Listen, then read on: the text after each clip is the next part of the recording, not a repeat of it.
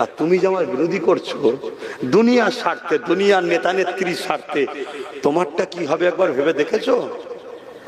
কি বলছি শুনছেন মাথায়?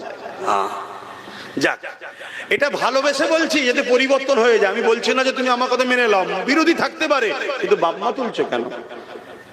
গালিগালাজ করছো কেন? বিরোধীটা সংগঠিত ভাবে করো। কথা বুঝে আসছে না? নাই। হ্যাঁ, আমি কাউকে জাহান্নামী বলেছি, জাহান্নামের কুকুর বলেছি, কথা শুনছেন না শোনেন না? আমি যাকে তাকে বলিনি, যাকে তাকে বলিনি, আমি জালিমকে বলেছি। যে মোমেন মুসলমানকে কেস দেয় তাদের বিরুদ্ধে বলেছি। আল্লাহ রসুল খারিজিদেরকে বলেছে জাহান্নামের কুকুর।